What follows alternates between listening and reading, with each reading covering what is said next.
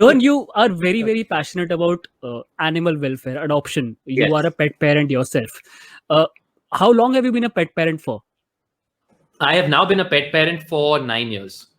I've been a pet parent for nine Wow. years. Yeah. I've been a pet parent for almost 9 years now because Arya I found in June 2012 and Louis was, I think, January 2013 or December 2012.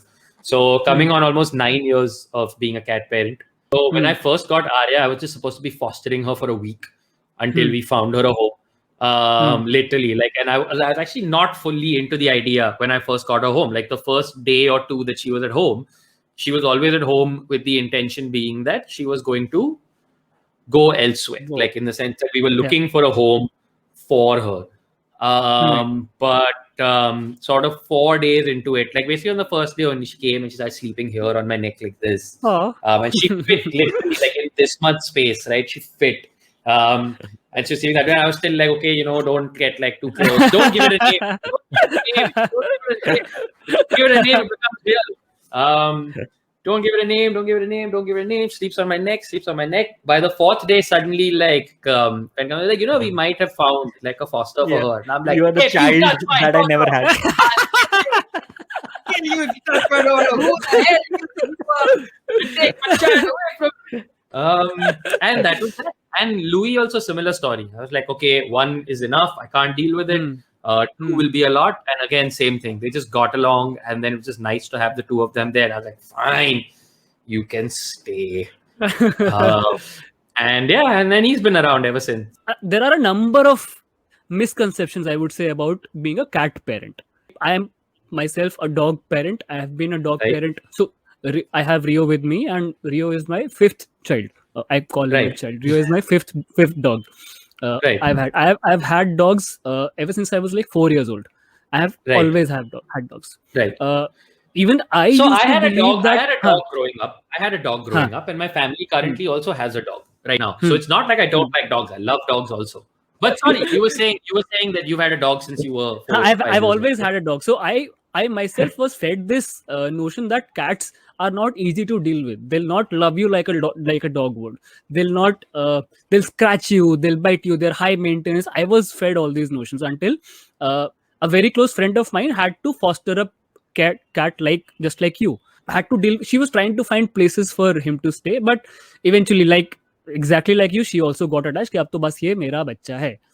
Correct. And then I spoke to my friend as well, okay, how is the experience like? And then I realized that cats are also, they're different from dogs, Of course, but they're as a, different. But just because something yeah, is different doesn't mean it's less doesn't mean it's loving. bad. Yeah. Just like look, if this happens, like let me put it this way, all right? If everybody here has been in a relationship or been in multiple relationships, we know that no two partners are also the same, right? Absolutely. You can be in love with somebody. Eventually, when that doesn't work out for you and you meet the next person is not necessarily exactly the same as the person that you were with earlier or vice versa. People change, people love differently. Like look at all our friendships, right? Everybody has different friendships. Everybody's friendship is not exactly the same. So just because a dog loves you in one way and a cat loves you in one way doesn't mean that the cat doesn't love you or loves you less. It's just its way of showing love is different. I think the biggest myth is that they are high maintenance. Man, there is no easier pet on the planet than a cat. Yeah. Part of the reason I have a cat is because like there is no way I could have a dog living alone. Like I live alone. I live alone. I live as basically like I live on my own in a flat. I travel for work. I do all of those things. That would be very difficult with a dog, right? With somebody, this is an animal that you have to walk every day. This is an animal that you have to bathe regularly. This is an animal. Versus, man, my cats, they are amazing. Like, I don't have to do, like, toilet training a cat. Like toilet training, like, have you tried, like, toilet training a dog? Like, yeah, man, I have. like, with the greatest of respect to dogs. Like, and I say this as somebody who loves dogs, all right? You dumb piece of shit.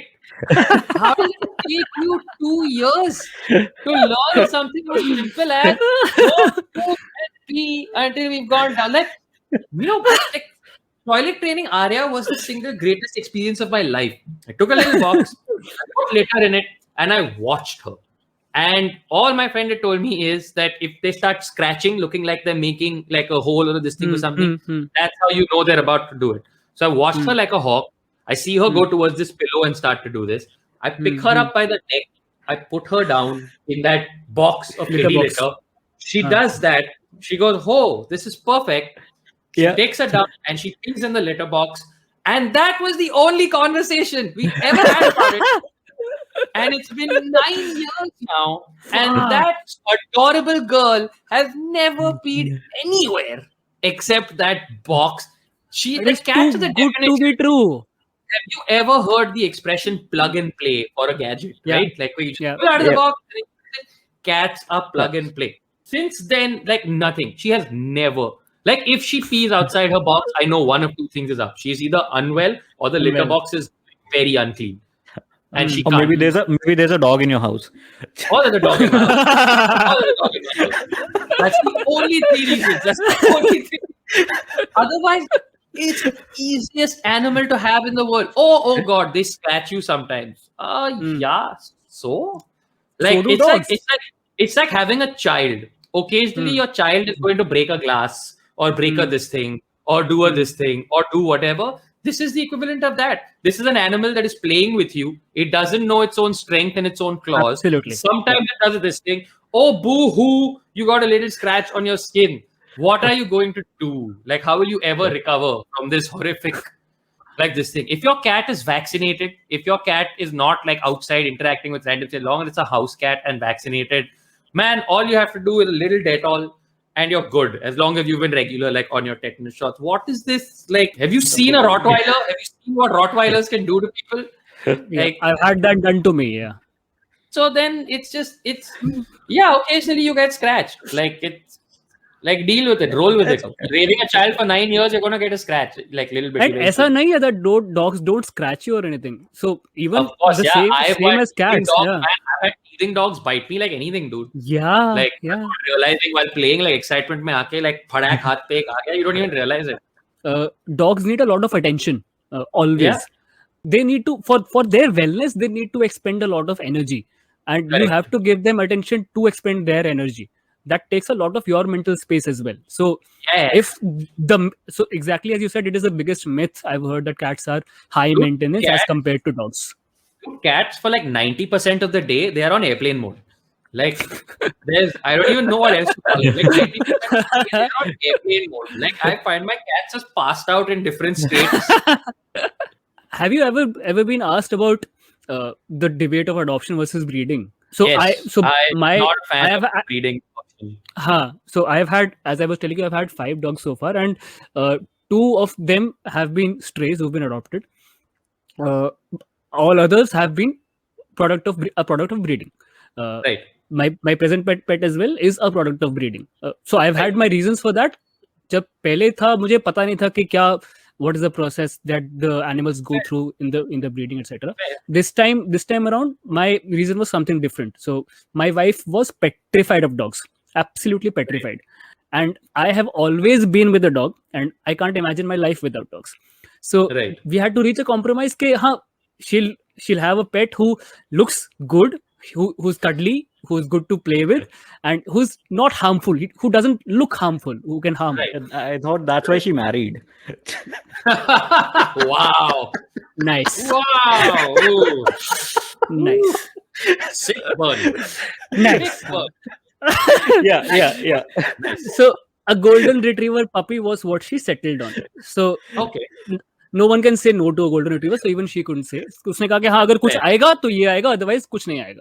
So I had to reach a compromise there. But I've also heard and I've also experienced the other argument that the strays or the people or the indies, so to speak, Right. that people adopt are not really homely creatures. And I've experienced this myself once as well. So my brother, after we had Rio, my brother-in-law adopted a stray, and he was an indie, and he just could not fit into the house.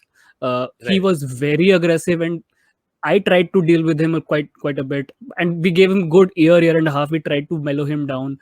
Initially, we thought he must have had some traumatic experiences when in the shelter, so that might be the reason why he's so aggressive. But he just wouldn't stop biting, or he just wouldn't stop being over aggressive.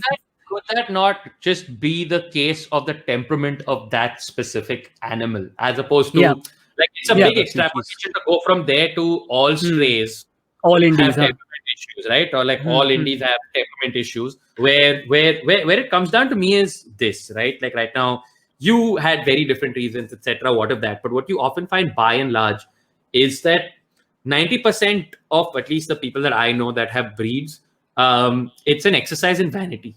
And when your vanity supersedes the sort of Emotion you're empathy going or ahead with. Yeah. the emotional torture that you're inflicting on another creature to satisfy that vanity.